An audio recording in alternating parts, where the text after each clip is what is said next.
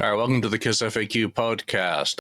So, Burning Up with Fever, first single, dropped in Australia, so VPN'd it to go give it a listen.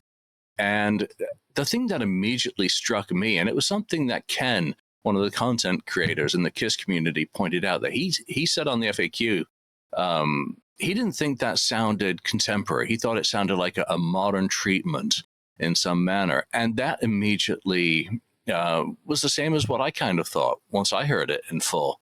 It sounded very much like they had not changed it, but they had treated multi-tracks with modern equipment. So whether that means they pulled in multi-tracks into a DAW and worked on each one of those tracks individually, perhaps even using plugins or whatever.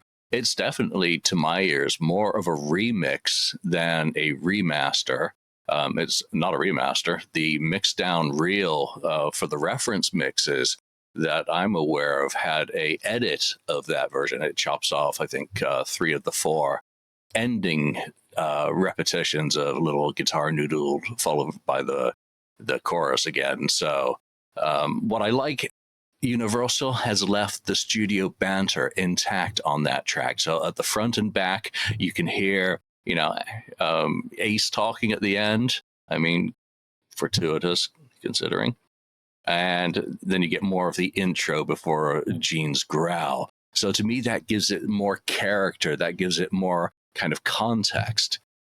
I know opinions are probably going to be mixed about how the material has been treated, with it not being that contemporaneous rough mix.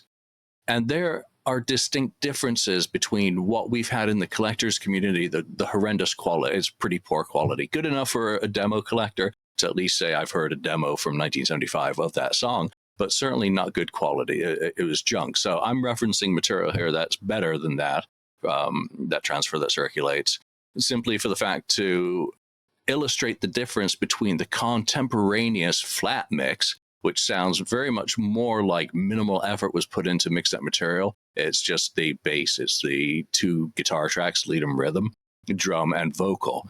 And what they've done on the single version or on the box, I think is going to have a wonderful knock-on effect for the other 3 demos if they were treated similarly. So Rock and Roll All Night, Anything for My Baby, and the glorious and very unkiss-like Mistake. So they brought the vocals up. That's very apparent.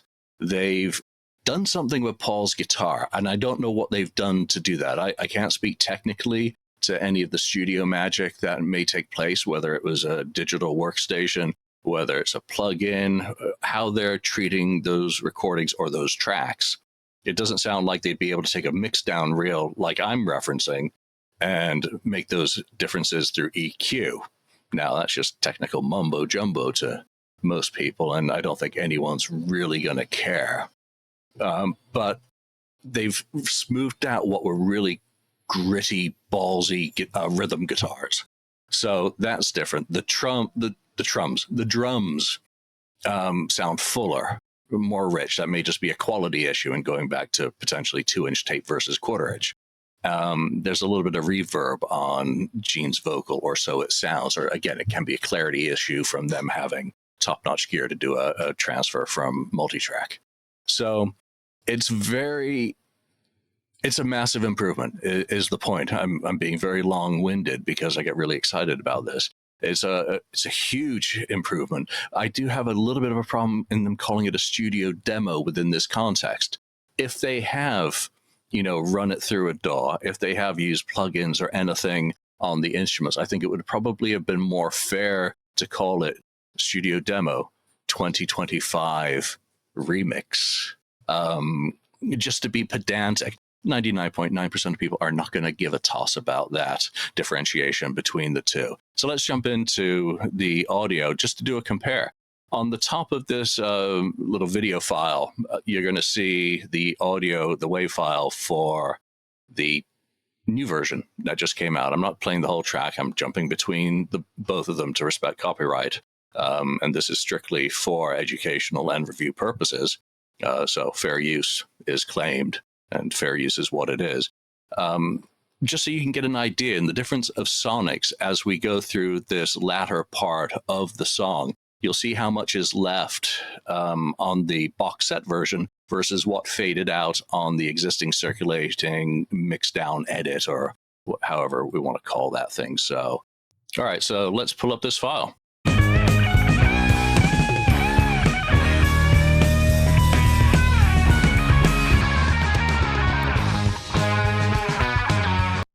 All right, straight out of the bat, you're hearing a massive difference in the quality of the sonics. Again, the top is the new version, and the bottom on this, or the second one, is it's a remaster. It's not exactly as was, but I'm sure it's slightly better than most people will have heard to reference it.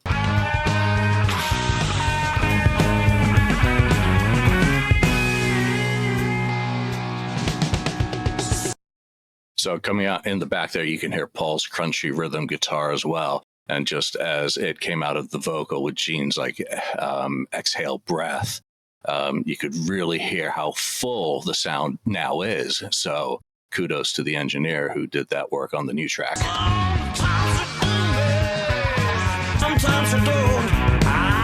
Right there, you can absolutely hear the volume difference with that vocal. It's way up in the mix. It's in your face. And that's what you want to be able to hear. You want to hear 1975 legitimate Gene Simmons vocal on this song. You all the time, but here's one thing. You should always stand in line for my love. So, big difference between the two and where that vocal sits and the balance of the instruments. I'm hearing more drums. That they seem to be a little bit more forward in the mix on the new version. I'm burning up with fever. You're getting more of the background vocals coming through as well, which again enhances the overall width of the material. I just can't hide it.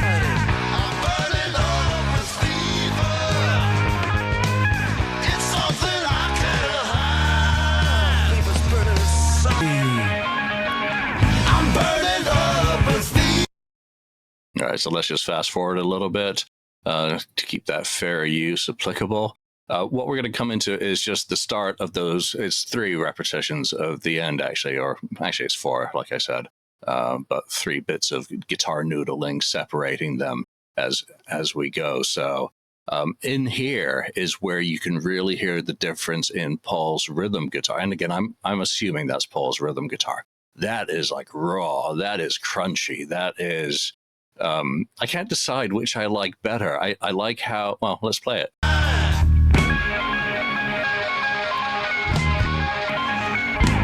burning up with fever. You're the fever inside. All right, so then it immediately starts fading out on the mixed down real version. So let's just play that little section again for the illustrative purposes.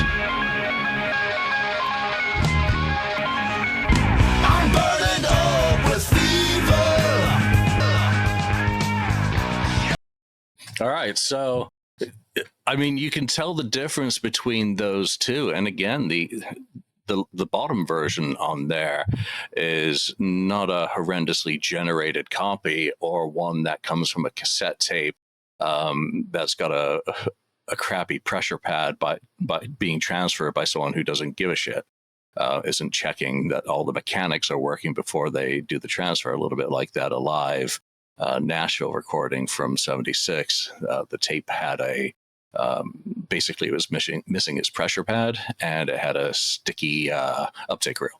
And once that was fixed, got a better transfer, though. For an audience recording, that one didn't exactly improve as much as Burning Up with Fever has here. So I'm actually all in. I say fair baseball to what they've done, if they've done anything outside strictly transferring a material as is and mastering it for release. If they have taken it from multi-track and remixed and treated those individual tracks to make them work within a modern context, I'm actually okay.